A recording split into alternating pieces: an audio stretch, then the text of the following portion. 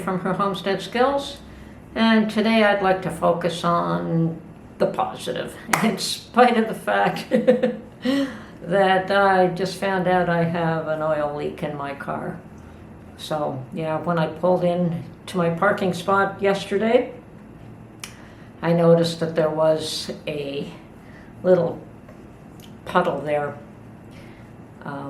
where my car was parked. So of course, the first thing I did when I pulled out of my parking lot was make sure I got someplace where there was some light and checked my oil, and it still seems to be okay. So I'm not losing a lot of oil, just a little bit. But I have made an appointment to see my mechanic on Thursday morning. I really don't. I like to have a reliable car, and it's not much of one, but it doesn't cost me much except for the occasional repair and my insurance and gas. It's an old car, but it gets me to where I want to go. So, and I'm not prepared to buy a new one at this point in time. So we'll just keep that one running until it decides it no longer wants to. Anyway, in spite of that, I decided that we're going to do something fun. I'm going to make some cookies today. I'm going to make my fruit and nut biscottis, and yes, I go a little bit overboard. I throw everything in there: cranberries, chocolate chips, almonds, chocolate cocoa. So yeah, it's going to be a very fruit and nutty biscotti. And if you don't know what biscottis are, they are a dry little cookie, and they do last because they are dry. Like once you've baked them, you can keep them for at least a month, and I have put them in the freezer and kept them longer than that when I can. Unfortunately, I tend to eat more of them, but then rather than save them. So I'm going to assemble all my ingredients in the kitchen, and when that's done, I will show you how I make biscottis. Okay? Alright, so I have assembled all my ingredients to make my biscottis, and I will go through them as I add them together to make the cookies. First thing I did is I did put my 2.5 cups of flour, or 2 3/4 cups of flour, into my bowl here. So that has already been pre-measured. Okay, so the recipe says to place the flour, sugar, butter, baking powder, and cinnamon and salt in the mixer bowl. So I've got my flour in here, and it wants 1/2 cup of butter. So 1 stick of butter.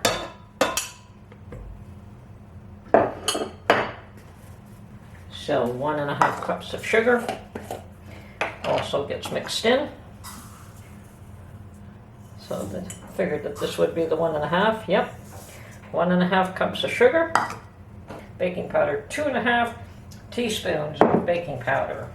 Okay, so 2.5 teaspoons. 1,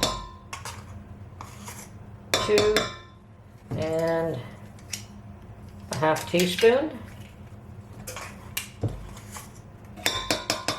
Okay, so 2.5 teaspoons of baking powder, 1 1/4 teaspoons of ground cinnamon. Now, I'm not following this recipe to a T, so the ground cinnamon is something I could leave out, but I'm going to put some in anyway. So I'm going to put 1 teaspoon. There we go, finally. Okay. A bit of salt, and that's what goes into the mixing bowl right now. So how much salt do we want? 1 teaspoon of salt. And this is my, so we want 1 teaspoon of salt, and I've got to be careful here. Okay, 1 teaspoon of salt. So now all of this gets put into my mixer. It's mixed up until it resembles coarse crumbs.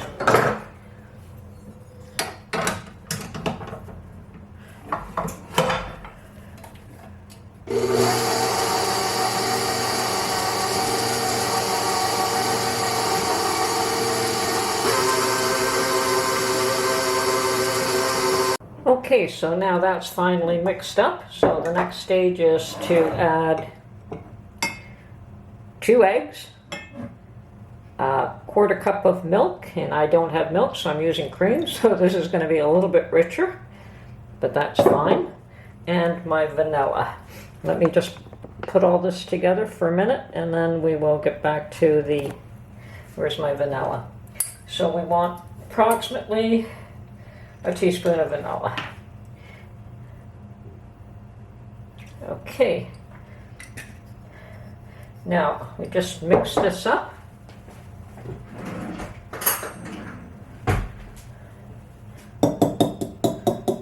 And then this will get tossed into, just want to break this up a bit. I'd beat it up stronger, but I don't want it to slip out of the bowl. But I'll let the mixer do the job for me anyway. So I'm going to turn the mixer back on, pour all this in there. So we had all our dry ingredients first, and then we put our wet ingredients in.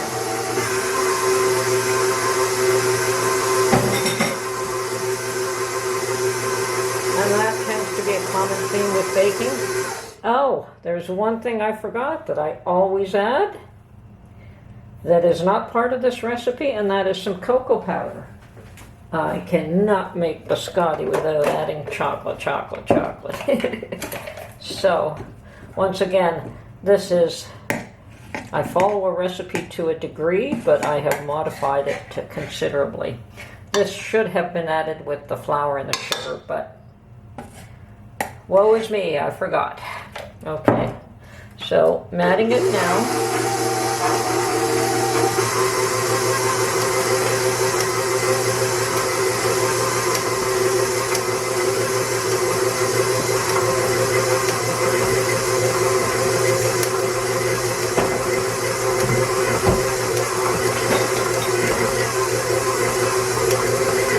And before I go any further, I'm going to make sure that that is mixed in really well.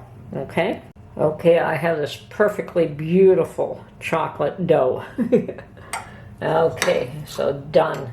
Now for the tricky part.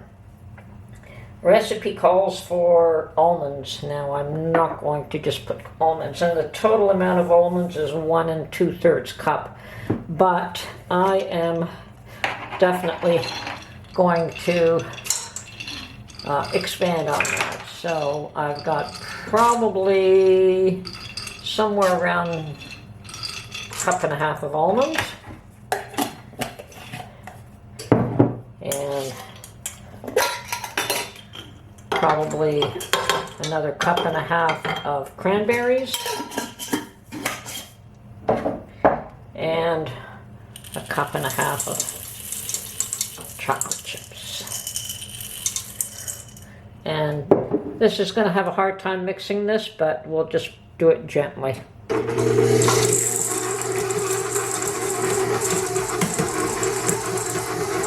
And that's more because of the hard almonds. And if they get broken up, it doesn't matter.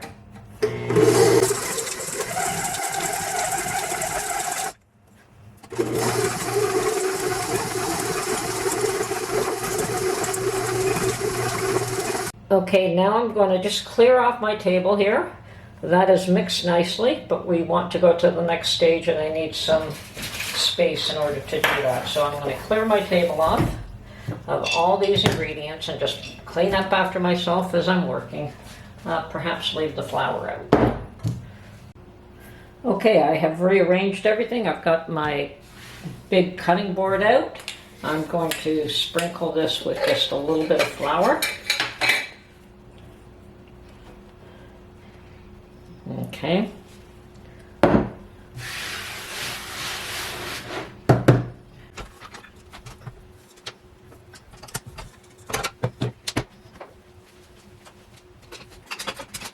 And I'm going to do this all over first before we do this.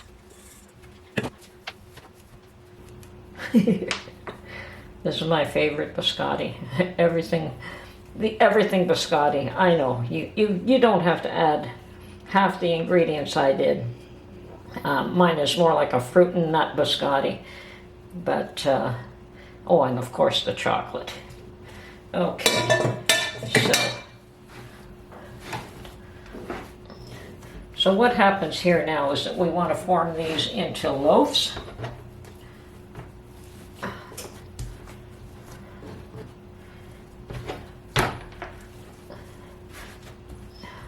And I'm going to, I always do 3 loaves, and just so they're easier to manage. Once again, I'm going to put a wet rag underneath this cutting board in order to make sure it doesn't move around. Okay, so here we are. Now I'm just going to form these into loaves, as I said.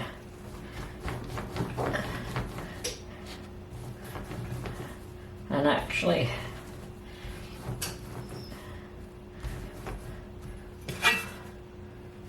I'm mistaken. I've always done it into 6 loaves, not 3.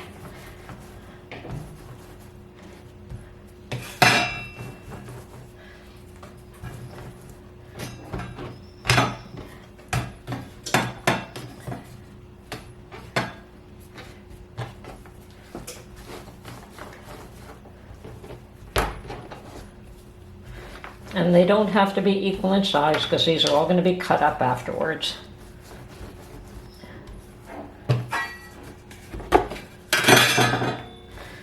But probably even thickness would be a good idea.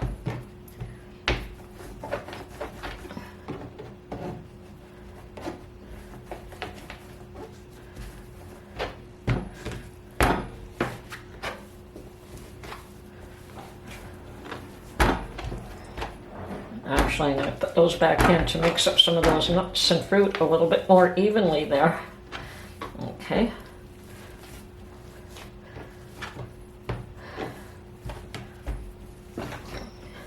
Do this one again.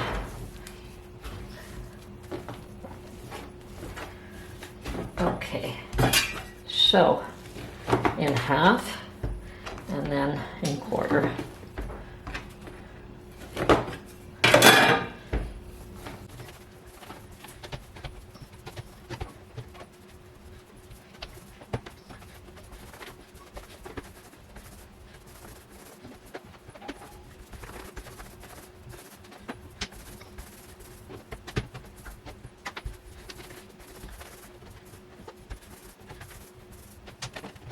Okay, so I've laid these out on trays and on parchment paper, and they were going to go into the oven now for the first baking. The oven has been preheated to 350, and I believe it's 30 minutes. Let me verify that. Okay, so yes, we put them in the oven for 30 minutes, and they will expand, and then we will pull them out, let them cool off, and cut them up. Okay, I've got them out of the oven now. They've cooled to some degree, and I'm going to cut these up. Now you can cut them up straight, or you can cut them up on an angle and get a larger cookie. I usually do it on an angle.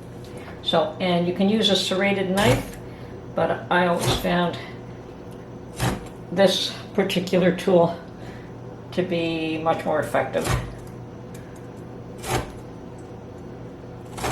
And about 1/2 inch, 3/4 of an inch thick.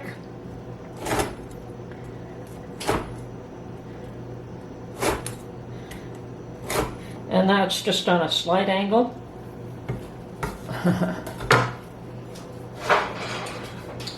Okay, and now we're going to put them back on the same trays that they came off of, to go in for a second baking.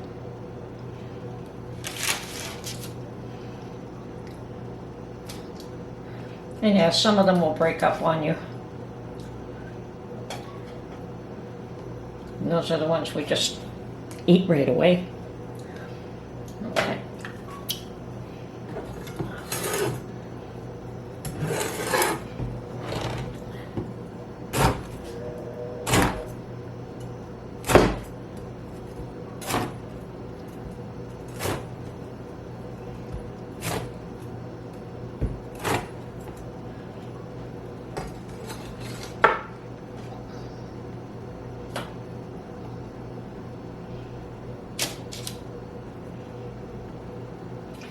the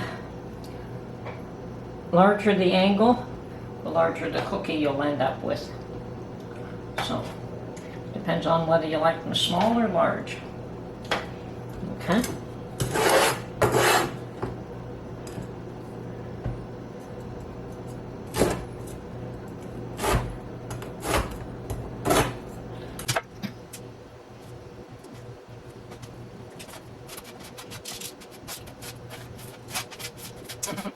Okay, one more go this way.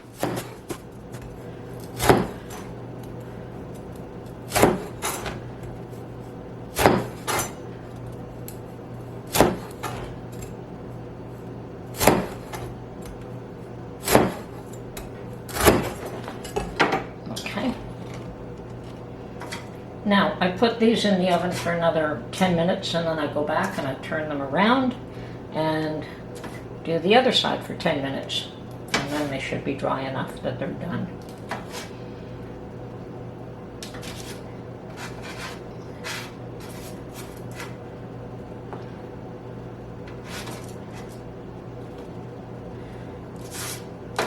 Okay, there we have it. These biscottis are in for the second baking. And as you can see, they're quite lovely. Yummy, yummy, yummy. And by the way, you do turn the oven down to 300 for the second toast. Okay?